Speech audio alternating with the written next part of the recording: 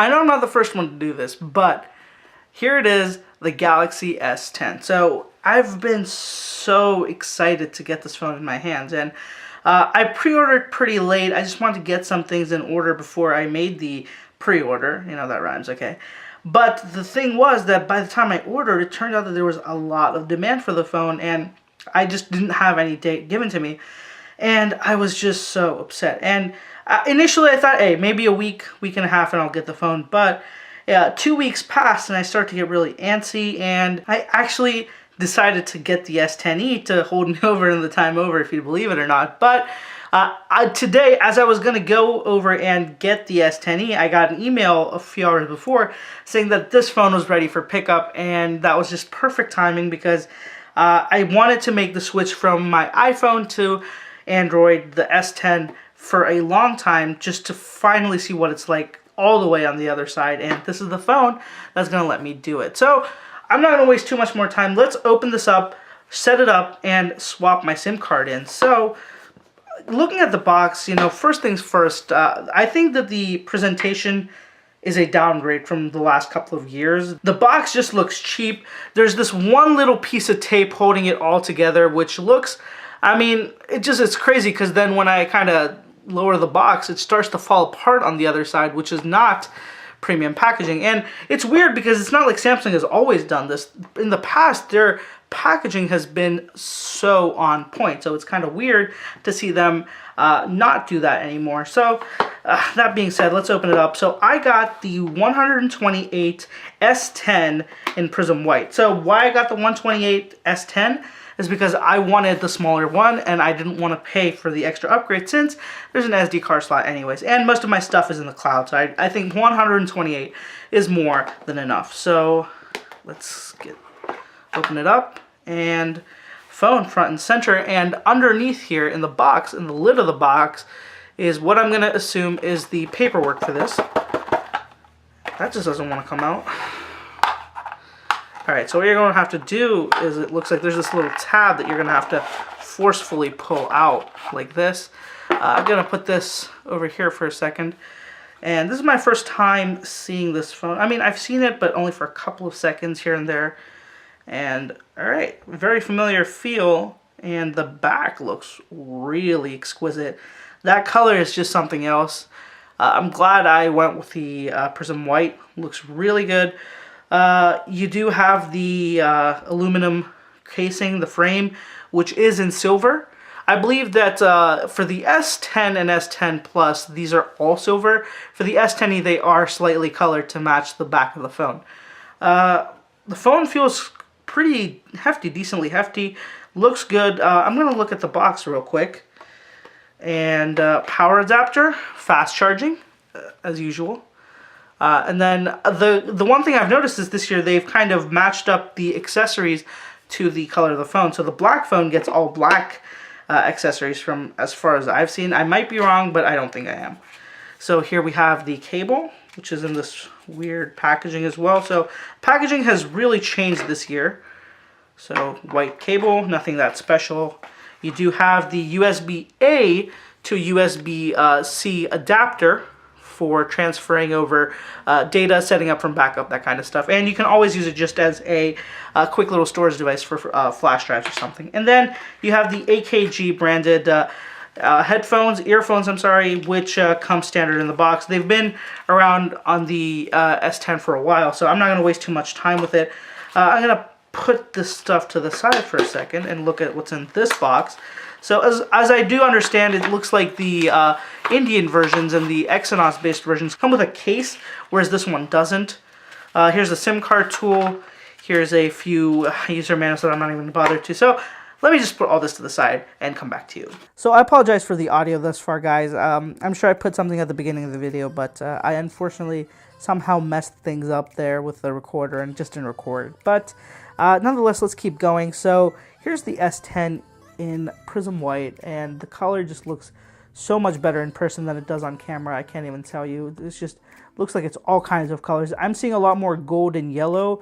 The camera's seeing a lot more blue and pink, which makes sense. You know, it is a color shifting kind of finish. So what I'm going to do is, before I do anything, I'm going to actually take out the SIM card from my iPhone XS Max and officially put in my main SIM card into the S10 because I am switching over. And this is the first time I'm going to be using an Android device as my main device. And that's kind of interesting and scary at the same time for me. So here we go. SIM card's up the top. And I'm going to get this all set up and let's put it back in. All right, power on. There is a screen protector pre-installed. I mean, from what I've heard, it is it's okay, but the fingerprint scanner might not work right because of it. I'm not sure at all. It'll be interesting to see what's up with that.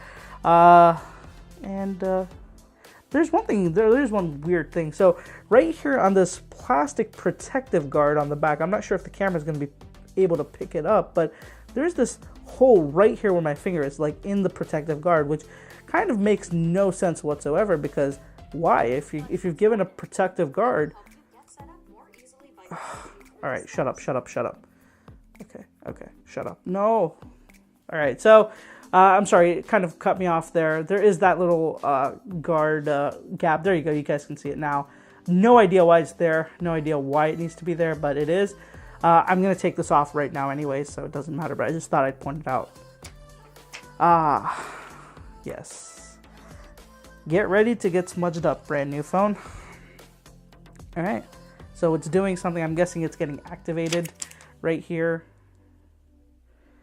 Not sure what that was about, but hopefully it doesn't take too much time. So it did restart on me. Not sure what that's all about. I'm going to guess and hope it was just the boot up process or the activation process that it has to go through. I'm going to skip forward a little bit here and get to the more interesting parts of this setup process. So let's get started. All right. English. Agree to terms and conditions. Privacy policy. Next. Bring your old data for a quicker setup. So for this one, I'm not going to be bringing any data whatsoever. I'm going to be setting it up as new. All right. Let me just put in the password real quick.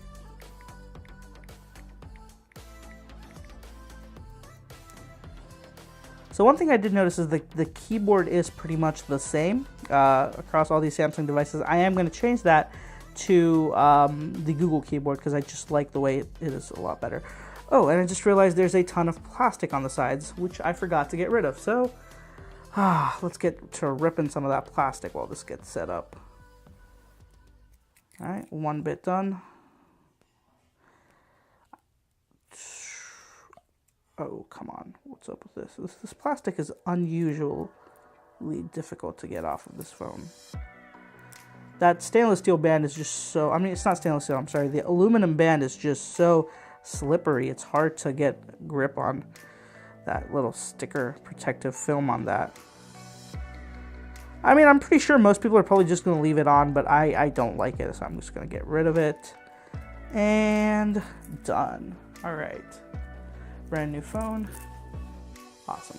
And just zoom in here so you guys can see better.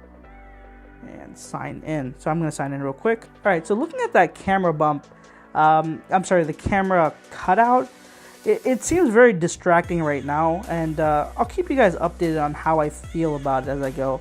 One thing I am noticing is that the little bezel at the top is a little bit thicker than it is on the side, but it is still pretty thin and probably one of the thinnest I've had on any phone. Protect your phone. All right, so I'm going to set up the fingerprint first.